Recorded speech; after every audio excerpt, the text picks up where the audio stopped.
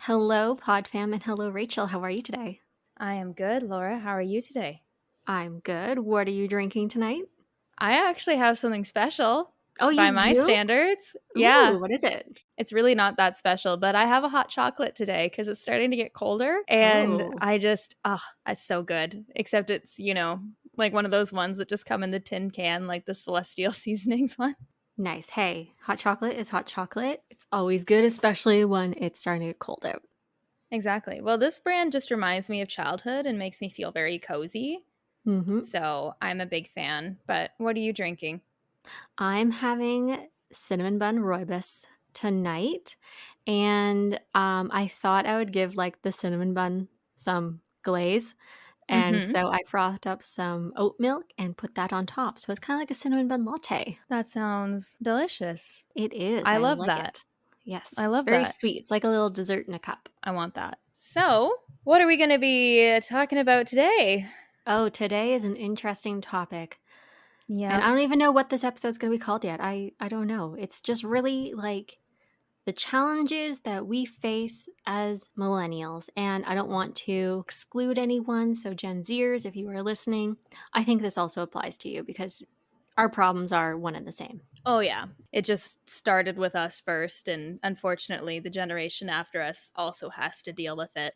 But you're Yeah. you're like a true millennial, right? Yeah, I was born in 92, so I definitely identify as Okay. millennial. And that's the one thing about generations, you see so many different articles on when they think Gen X ended and millennials started. Or I Mhm. guess we're Gen Y, really. Technically, we're Gen Yeah. Y, but then we became millennials, which is whatever. Who cares? And then there's the Gen Zers. And for me, I think if you were born in the 90s, especially like Mhm. early mid 90s, you remember life before computers were our lives, and same with cell phones. Mhm. So to me, you're a millennial. I think if you were born, early 80s, mid 80s, you're Gen X. Yeah. That That's but fair. that's my personal opinion. Everyone has their own time frame for this. Yeah. I am technically a cusper. You are I'm a on the cusper. cusp. Yeah, you're a Yeah. 96er, so I mean personally I think you relate more to the millennial problems, but I don't know. Yeah. Yeah, I think with like my age range of kind of the people born between 96 and 99, it's just which generation, whether it's millennials or Gen Z, that you relate to the most, that's where you fall. I wouldn't say that I really relate to Gen Z, so I've always just called myself a millennial. Yeah, I'd consider you a millennial. Yeah. The generation that is ruining single-handedly, might I add, ruining all the industries. I know, we're just terrible people. Like, Yeah. how dare we destroy the economy when we were, I don't know, I think I was 13 years old. Well, Laura, you got to stop buying that avocado toast. I didn't even know I had that problem, but I'm so I know. glad they told me. I And know. like If my problem with going to buy coffee every day, oh my gosh, like I never knew I I even know. left the house. Well, Laura, if you stopped buying coffee every day, you would be able to afford to buy a house. Didn't you know? No, I didn't know. No idea. My avocado toast coffee drinking lifestyle is keeping me from one of the most important purchases of my life. Didn't know. Well, now you do, so you can really turn it around now. Apparently. Wow, I didn't realize that would fix all my problems. I know, it's kind of shocking, really, but that's what a lot of the articles said. But as you can tell, we're a little bit salty. I'm really fucking salty actually about this. Yeah, we had a discussion today where we were like, okay, so how are we really going to structure this episode? Because it feels like there's not really solutions that we can offer. But I do always really love having these discussions and gauging people's thoughts on the struggles of different generations. So I hope that you guys like it. And if any millennials are listening, which I think a lot of our listeners are, I hope you get salty with us. Yes, so I'm just gonna tweak your explanation of what happened earlier today. Okay, thanks. You came with an outline and the research and the facts, and you're Yes, like, okay, I need to structure this in a way where Laura doesn't rant for 3 hours. you're Let's be not honest, wrong. that is what you did. You're not wrong, but I feel like that just really is like a foundation of our friendship. I remember a couple episodes ago where I came into an episode and you're like, and here's Rachel, the fact girl. Yep, it's true. Yes. So, you know, one of us keeps the content spicy and, punchy. The other one keeps the content kind of spicy, but also makes sure that we're not here 4 hours later. You keep us on task. That's what you do. I just think it's the basis of a beautiful friendship and podcast partnership. But, Exactly. so we are going to touch on 3 topics because we could not touch on them all. And we actually, usually when we do these kind of episodes, we do like our 5 top issues that we want to talk about. But we were like, if we did 5, we would still be here tomorrow morning. So we are going to talk about our views on entry level jobs and why they literally are not entry level in any way, shape, or form. Our views on the housing and rental market, where Laura is really going to shine It's where I get because, most fired up. yes, she knows a lot more than I do. So I'm going to also be educated along with you guys. We are also going to discuss the societal pressure to get married and have children, which I know we talked about a bit in one of our latest episodes about changing friendships, but we realized that we got a little bit fired up about it in that episode. So we were like, let's just dedicate a whole section of another episode just to that. Before we get into this episode, I do just want to add in a little trigger warning here. We are towards the end of the episode going to be discussing marriage and children and different reasons why you might choose to have them or not have them. And part of that conversation could be triggering to some listeners. So, just as a forewarning, and I hope you enjoy the episode if you choose to stay and listen. Yes. So let's kick it off with jobs and how they really aren't entry level anymore because I don't know how you do it, but for some reason we all need 3 to 5 years experience for a job that will only pay you, if you're lucky, $35,000 a year.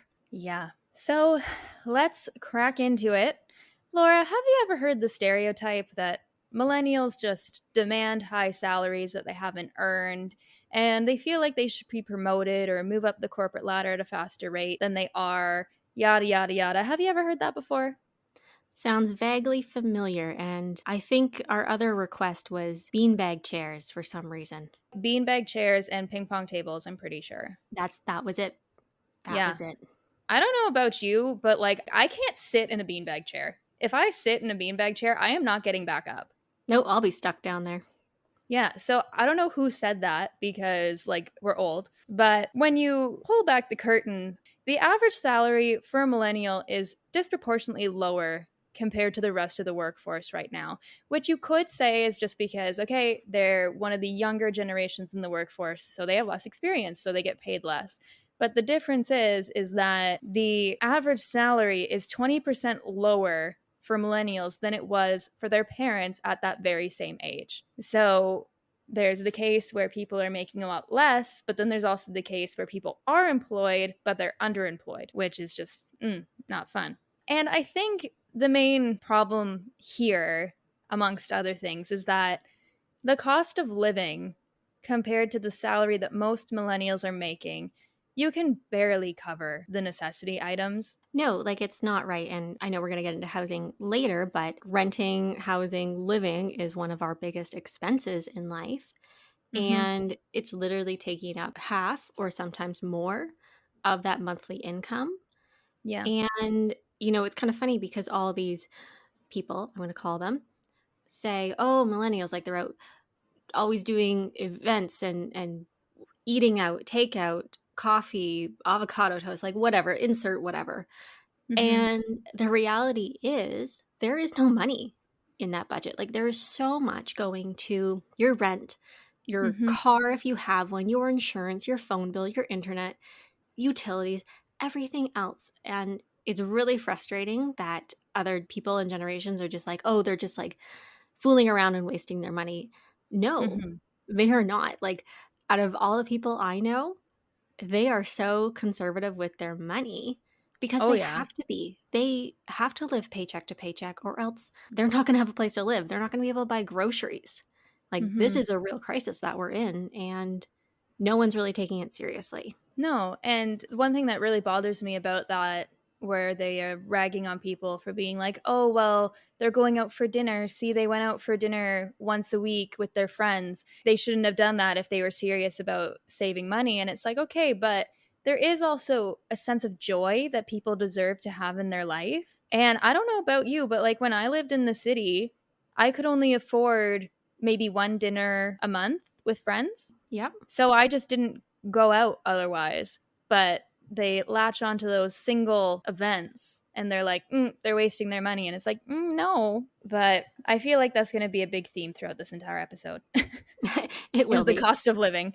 It will be because Yes. really that's a huge thing for us. I know relationships that's totally different, but not really. So let's talk more about entry level jobs. First of all, there's this huge thing where are they actually appropriate for an entry level job? Some yes, some no. I think an important thing though is that the wage that is being offered, whether it's by the hour or on a salary, it really isn't matching the effort that is required. Mm-hmm. And a lot of these entry level jobs, you're kind of someone's bitch. I know, Rachel, you've Oh. literally been in that. I'm kind of using you as an example here, where Mm-hmm. you were expected to be on 24/7, yet they weren't going Mm-hmm. to pay you anymore. No. And when you actually calculated your salary that you earned based on how many hours you worked, you made less than minimum wage. I made less than minimum wage regardless. Yeah. So we have these entry level jobs that really are not paying the worker for what they're worth. And I have so many thoughts on this. I'm just trying to pick one. Which one do I talk about first? One of the things is I think it makes us devalue ourselves. So Mm-hmm. we're too afraid to negotiate. We're too afraid to ask for anything better because we are literally given the impression of you are replaceable and you Mm-hmm. should feel grateful that you have this job. And I think that's just such an issue with our generation is we are trying to be such people pleasers that we never get any further Yeah. because we're expendable and Yep. they treat us like they could just fire us at any second Mm-hmm. and have two new people in at a cheaper, even cheaper wage than what you're already working at. And then also on that, like I actually have a bit of a story and it relates to entry level jobs and internships. Mm-hmm. So to me, unpaid internships are so wrong. Like, I don't know who thought of that, but Oh, it's absolute garbage. they're literally the devil. It's just gatekeeping because so many people cannot afford unpaid internships. No, like, would you So, be able to work a year long internship no. and not get paid? I sure couldn't. I couldn't even do it for a week. I'd be And like, I no, know. no, I'm worth more than this. And the problem is, unpaid internships are, in a sense, the new entry level job. That's how you get your foot in the door. You get the contacts, you network. Yet they're Hmm. not going to pay you. And here's my story that just it's disgusting to me is I know someone and she worked for a large corporation Hmm. and she was not a part of this, but she told me the story is that every summer they would hire a crop of interns Hmm. and they would work for 3 months and a lot of them expected to hopefully land a job and they would cut all of them. Oh All my of them would be God. fired. And then they'd bring in a fresh crop. And that is Hmm. how they never had to pay anyone, yet they used all of their intelligence and their work and everything. And that to Hmm. me, that should be illegal. It really should be illegal. I have a huge problem with it too when entry level jobs ask you to do a project for them as a requirement of the interview process. Have you heard about that? No, I haven't. Explain that a little bit more for me. Yeah, so there are cases that sometimes they'll be like, "Oh, answer these questions for us before you come," that are like technical questions, or put together a presentation and show us your skills.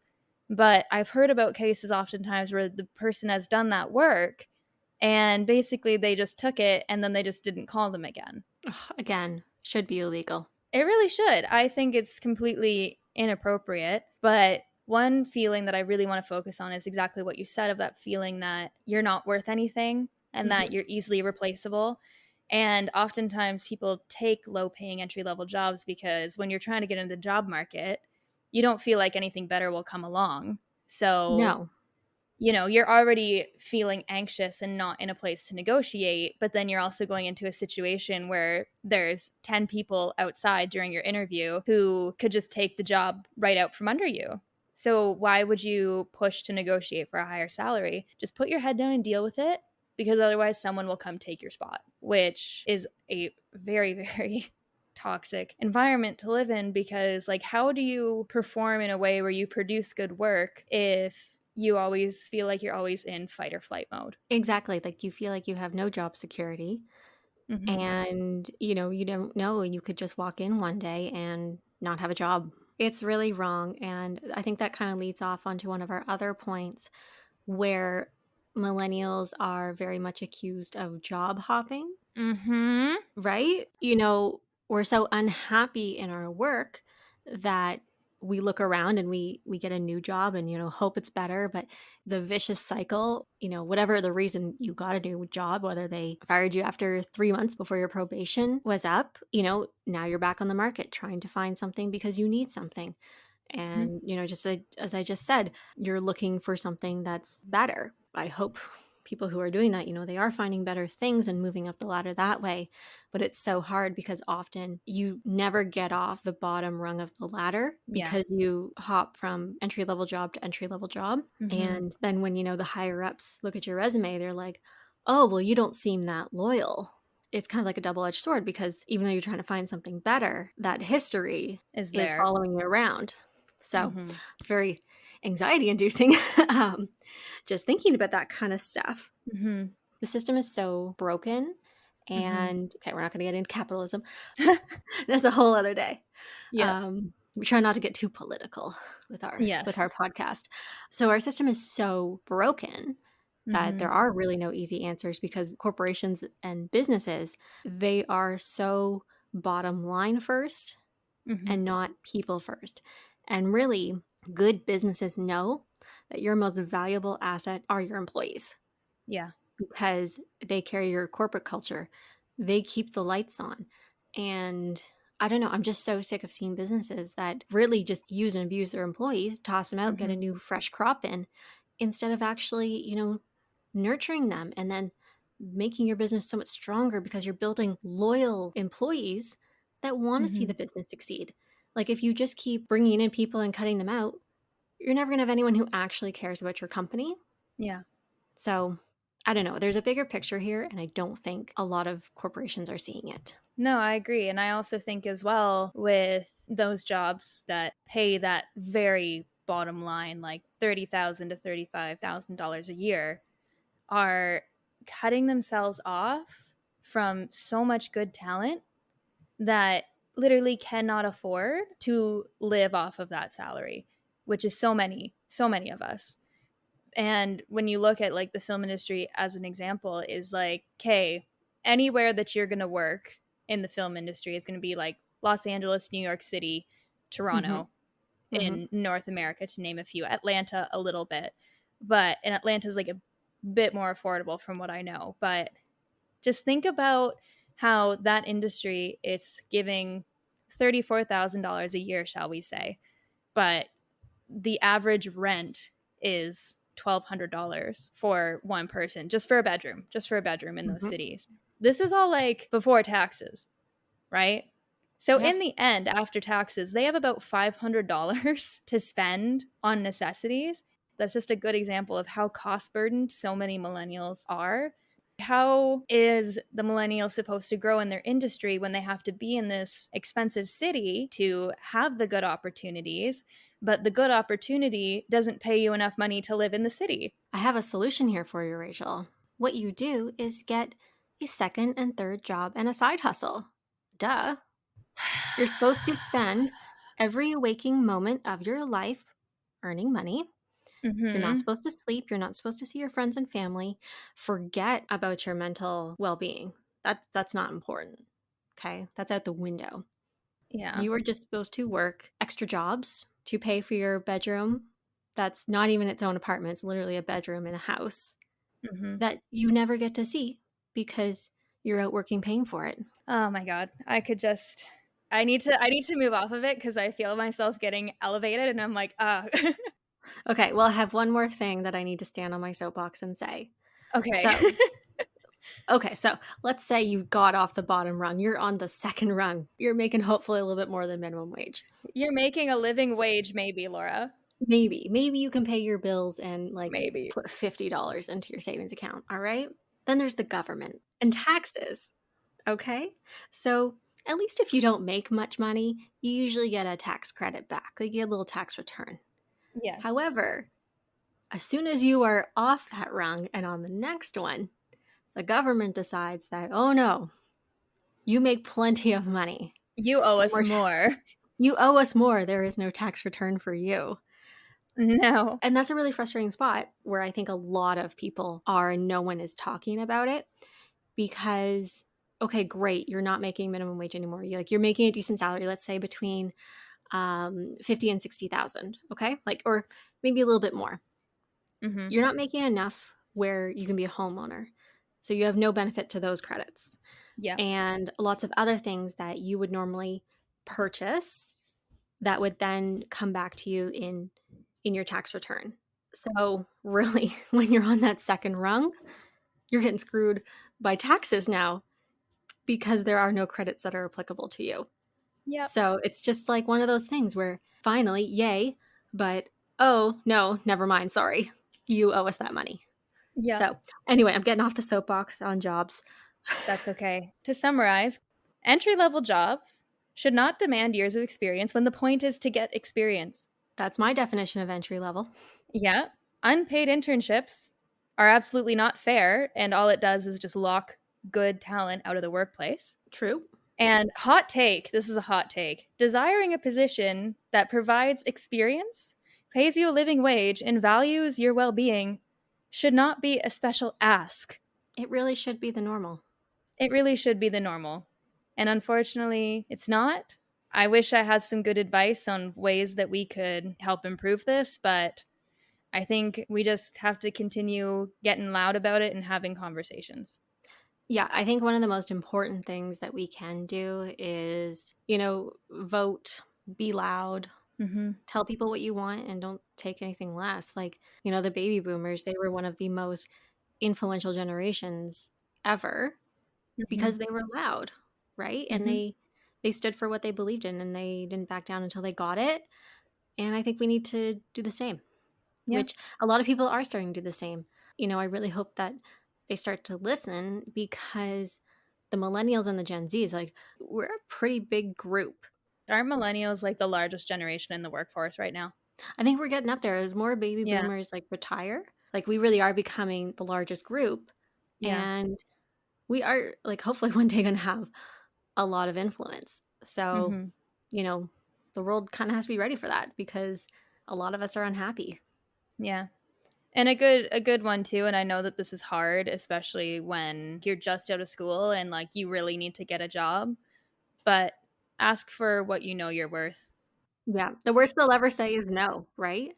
Yeah, and then you know for a fact that that's probably not a good place for you to be because if they're putting their foot down about paying you a living wage at the beginning, I can tell you right now they're not going to budge on it 2 years from now when you're in the same place. Yeah. Same salary, same position. Probably Yep. more responsibility. Yep. And I think that is something that the individual can do as well because the more and more of us that say no when you're in a hiring situation, I think can help the tables turn a bit. Absolutely. Yes. So, are you ready to educate us on the housing market? All right. Well, let's see where this conversation goes. I don't think it'll be as long as the job one. No, we have a lot of thoughts on that. I'm sorry, guys. If you're still Yeah. here, thank you. All right. Let's move on to the next soapbox. So we're going to take a step to your right, please, and talk about housing. So I just want to start off with the average debt for millennials. So just to bring in the idea that we're not starting with a clean slate, let alone having savings or like nothing at all. Most people are starting with $27,000 worth of debt. Mhm. And for some people, that number might seem low because a lot of people do graduate with 50,000, 100,000, even more Mhm. in debt from school. And it's Mhm. because, they need to have all these degrees to get all these entry level jobs. Yep. No, we're not getting on that soapbox. We're staying off the soapbox. Step down. Step down. Stay off the soapbox, no more. And so this is really hard for millennials because, we watched our parents and even earlier generations buy a home. and it wasn't a huge deal. That's just what you did with your normal 9 to 5 job, and you enjoyed your home because you only worked your 9 to 5 job. You didn't have to work another 1 or 2 jobs to pay for it. And just to give a little perspective, so in 1976, the average price of a home was around $82,000. Now, of course, everywhere it's a little bit different. And especially through the 80s, it was harder to get a mortgage. Interest rate was a lot higher than what we have. And you had to put down at least 20% of a Mhm. deposit. So, granted, that is a lot of money. I'm not saying that earlier generations had it easier than us because they all had their own struggles. What I'm saying is, like, the inflation of homes Yeah. does not match everything else from that No. time to where we are now. Because No. even for perspective, 30 years ago, okay, in the 90s, hard to believe, the average What? That was home, 30 years ago? yes, yes, the 90s were 30 years ago. I know. Oh, I know. okay. um, but even then, the average home was around $110,000. Mhm. Okay. So you're looking at a gap here of about 15, 20 years. Before we get into what the price is now, do you have an average of what the salary to house price was then, kind of that range? Yes, I do. So around 1985, the average family income was around $32,000. Okay. And today, the family income is about $74,000, just under $75,000. And just highlight that word family, not individual. Okay, so that's very important distinction. Yes. So when we look at the housing prices, so as I said, in 76 you're looking at 82,000. In the 90s you're looking at 110. So not a very big jump over the 10 to 15 years. The average home price, which I don't know, I'm starting to think this is an old figure because it's $558,000. That's definitely pre-COVID number for sure. Yeah, because I swear, like, a shit box that you're gonna tear down. Actually, I watched a bidding war over a shit box that you would tear down, and it sold Nice. for $899,000. That's gross. I'm currently watching them tear it down and rebuild it. Wow. It's disgusting. That hurts my soul. Yeah. Anyway, like, let's just kind of look at those numbers there, where the difference between the 82,000 and the 110,000, not a big jump. Mhm. Where all of a sudden, 30 years later, you've got an extra $450,000 on there. That's a big jump. Yeah. So, yeah, and you can just tell just from the difference in the salaries.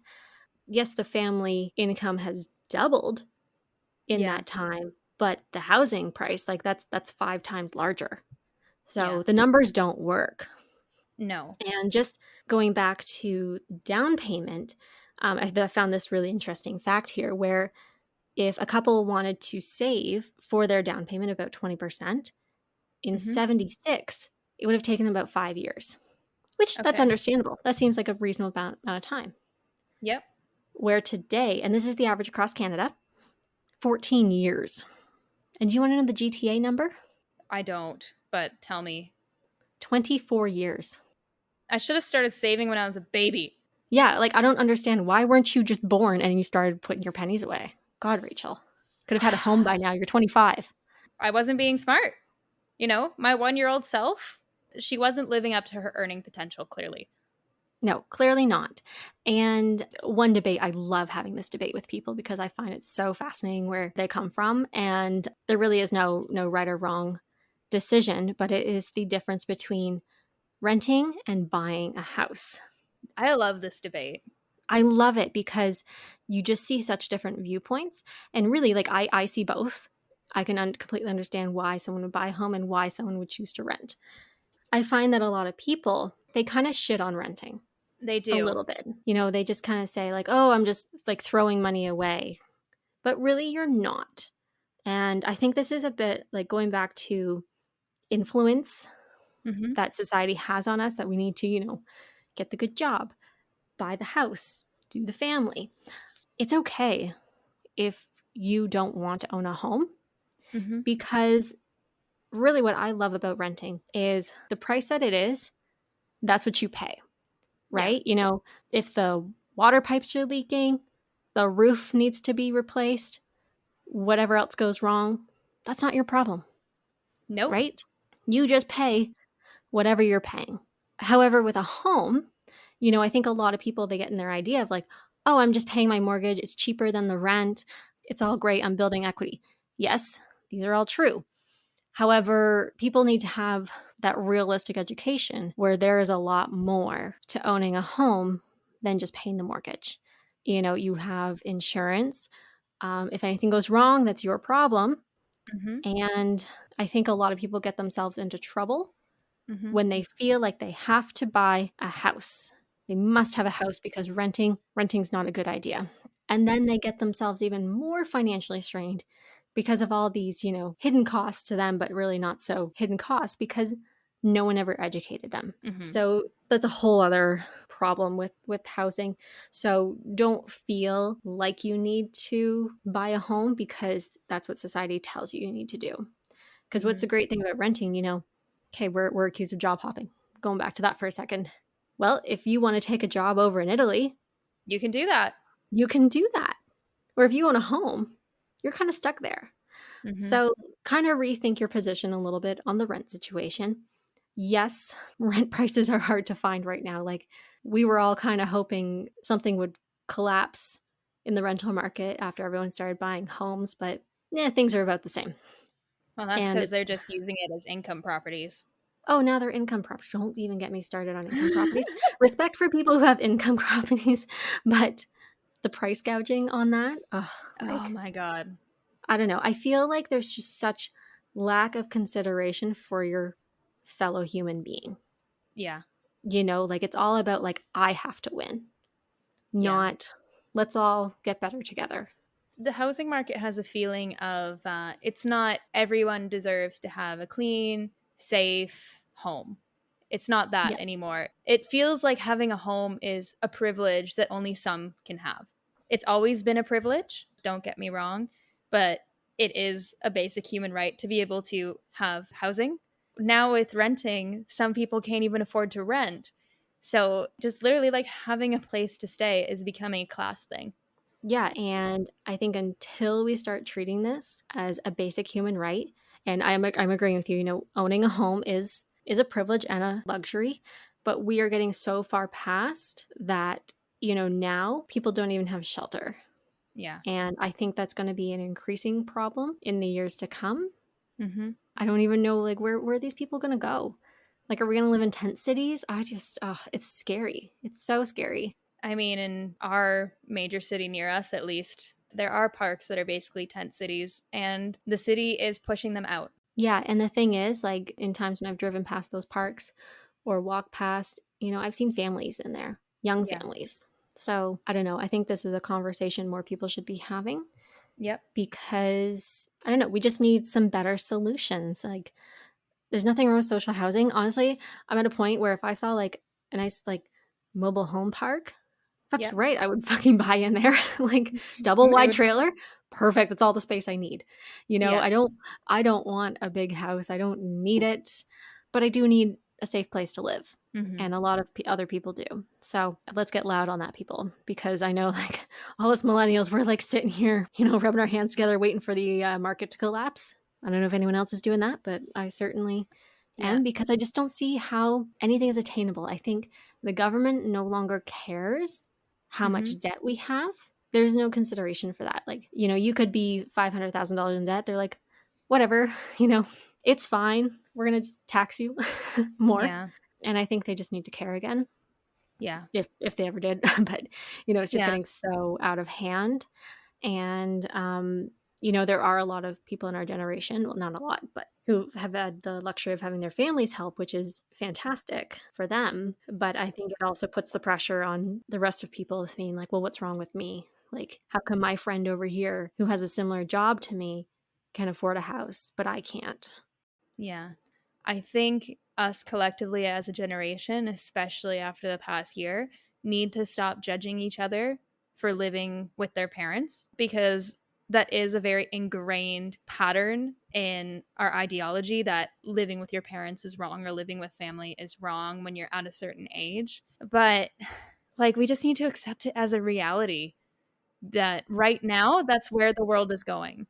Yeah, and really, if you look back at history, this whole moving out on your own kind of thing, that's very new. Yeah.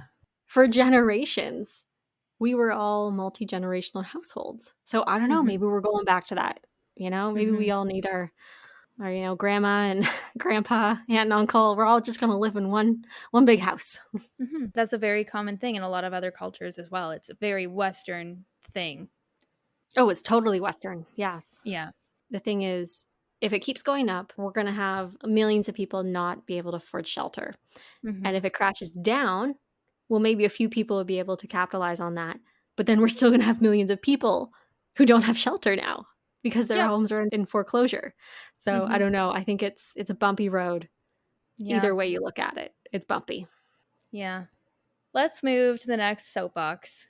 Are you ready? I'm ready. All right. So, we're talking about the societal pressure to get married and have children. So, yeah, like I do admit, like, I do want to get married and I do want to have like one or two kids. I don't want to do like the big wedding thing. So let's actually start there. How about we just start on the wedding topic there for a moment? Okay. And because, again, with social media, we see people having these not even big weddings, but like beautiful weddings and very elaborate. And, my mother, she has got her hand a little bit in the wedding industry. And Yeah. I think the average wedding is about $30,000, Mm-hmm. which potentially people, that's your down payment right there. You only need 5%. Yet, some of the weddings that she has seen, they're in the $100,000 plus. Yeah. So it's like a bit of this expectation and competition to see who can have the best wedding. And I know it's a super special day and like a lot of people they remember for the rest of their lives, but there's so much that you could be doing with all that money. Mm-hmm. Like instead of trying to impress everyone, impress your future self.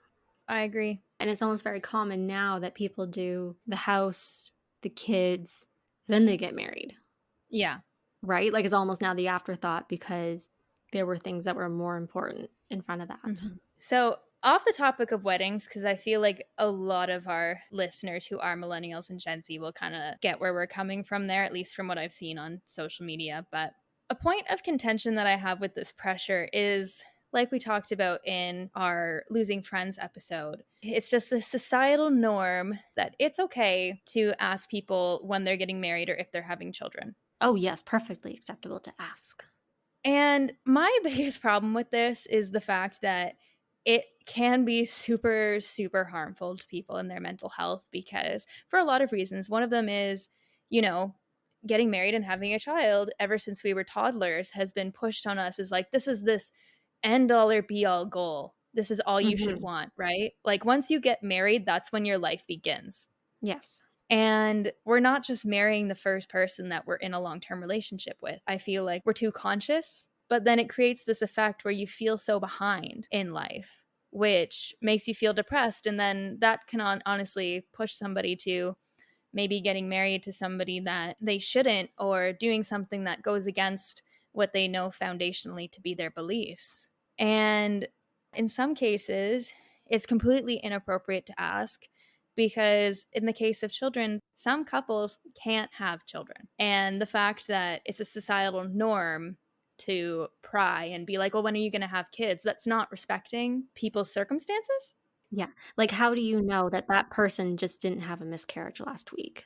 Yeah. Hmm. And just on the topic of another reason why people might not get married is the fact that our generation, we grew up with a very high divorce rate, unlike any other generation before us. So, a lot of us, my parents are separated. They separated when I was 16.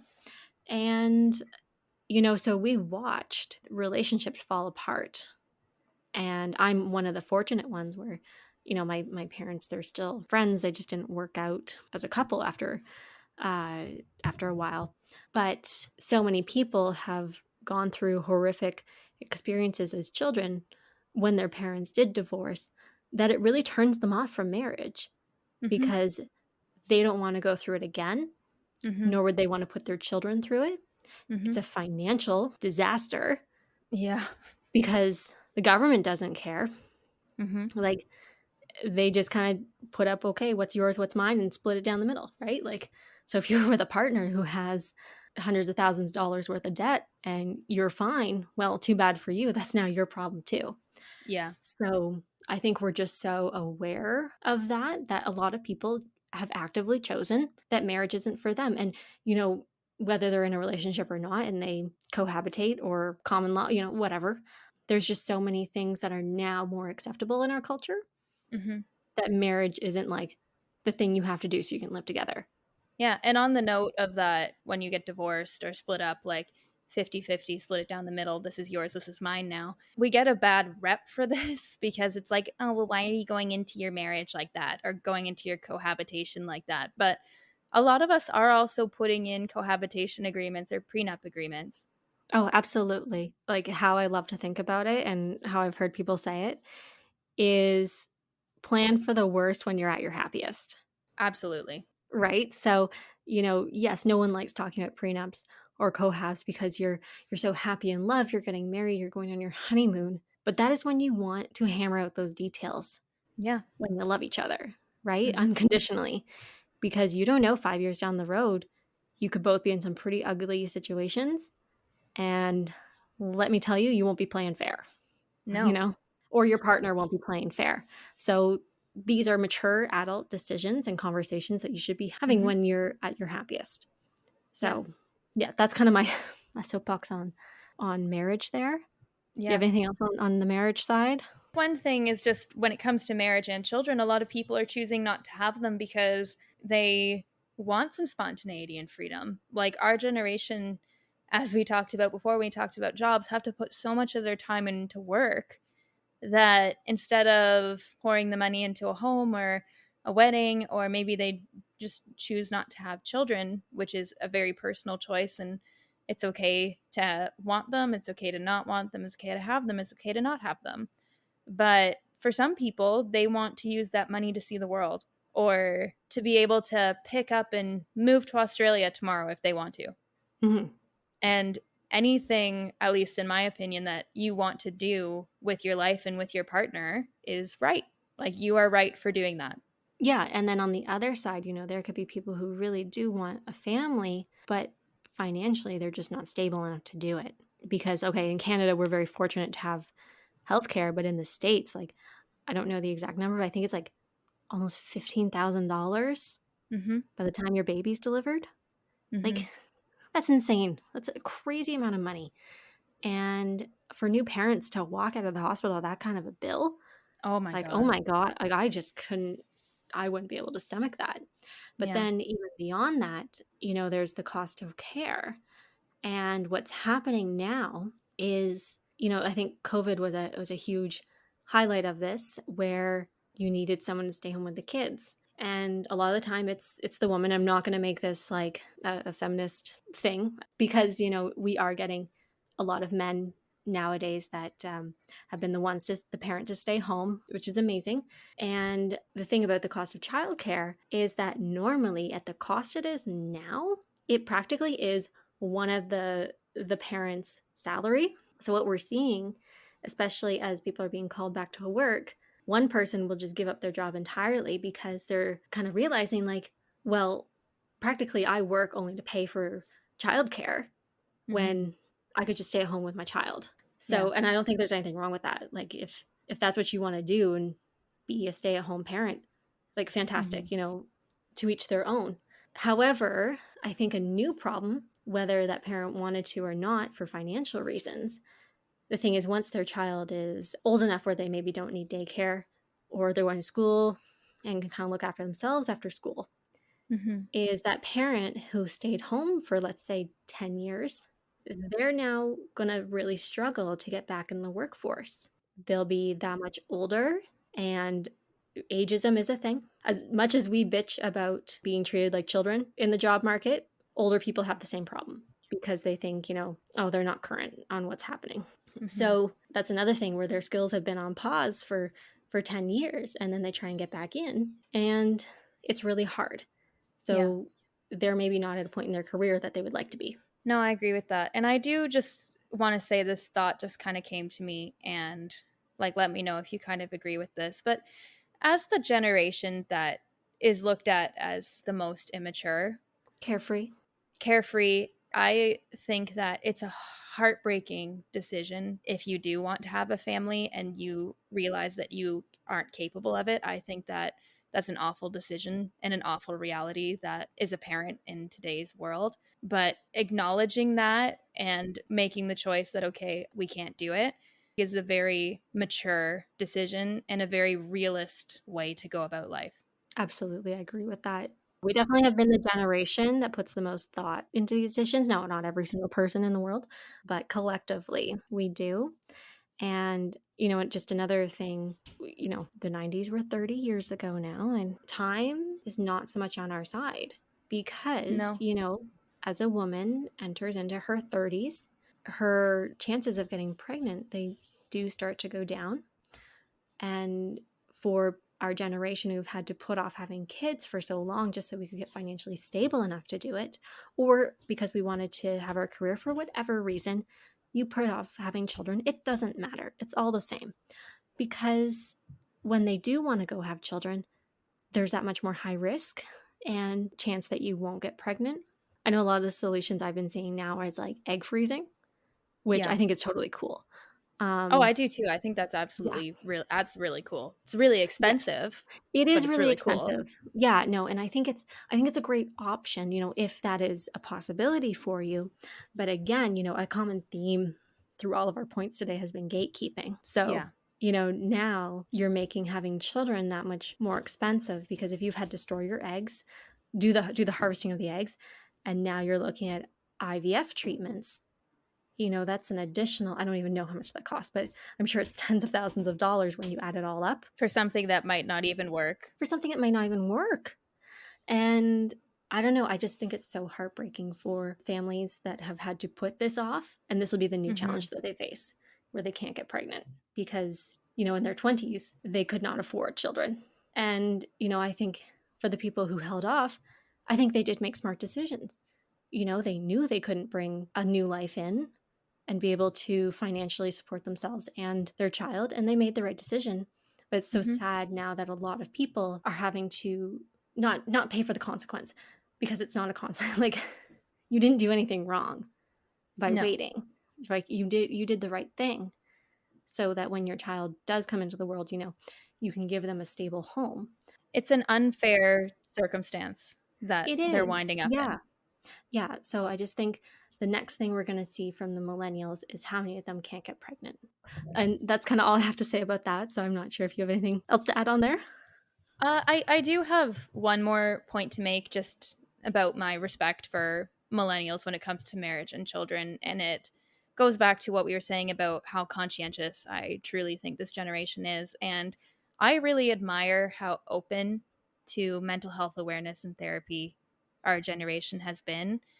And I think that the amount of people that are going out there and really thinking, am I truly ready to have a child? Would I be a good parent Mm-hmm. in general? Is there work that I need to do in therapy beforehand to be a good parent? Is there work in therapy I need to do before I can be a good partner and get married? Yes. I think that is fantastic because the generations that came before us, and there was a huge stigma around mental health, but with it being that trend in earlier generations that just what you do is get married and have a child, no matter what, is there's so much generational trauma that has been passed down from generation to generation. Yep. And millennials get all the grunt work as usual to deal with Yeah. it. And the fact that our generation as a collective, it feels like is saying no, or I don't want to bring another life into this generational pattern. I want to break it before I have a child, I think is really amazing and really mature. It really is. And I think I think we're getting off our last soapbox now, right, Rachel? Yes, I think we are. We've been on a lot of them tonight. Oh, yeah, we just hopped from one to the other. And to our listeners, I'm sorry if, if any parts were triggering at all, and if you Mhm. didn't agree with anything. We didn't really offer any solutions, or I don't know, maybe there's some hidden ones that you might have picked up. But really, what we wanted to do with this episode is start the conversation of things that we find to be flaws in our society. Yep. And let's not stop the conversation here. We actually have our Instagram active now. We finally did Woo! it. We're gonna try and post. We're both not very good Instagrammers, but come follow us on Instagram. It's Tea with Laura and Rachel. That's our handle. So definitely follow us and comment on our posts and let us know what your thoughts on anything millennial. Maybe there's a topic that we didn't cover tonight or something you want to expand on. Mhm. Please come, DM us if you're not comfortable putting it out in the world. But Mhm. we're here to listen and we want to know what your thoughts are. And like, hey, maybe there's something you completely disagree with what we said. Tell us that Mhm. too, because I love to see all different sides of a conversation. Rachel, I know you do as well. Yep. So, anything else for you? As always, if you could give us a little subscribe on whichever platform you listen to this podcast, and if you could leave us a 5-star review, that would be amazing. And we would really appreciate it because it really helps us out. And if you think any of your friends or family would enjoy our show, please share it with them so we can grow our little community. And with that, live like tea. Live like tea.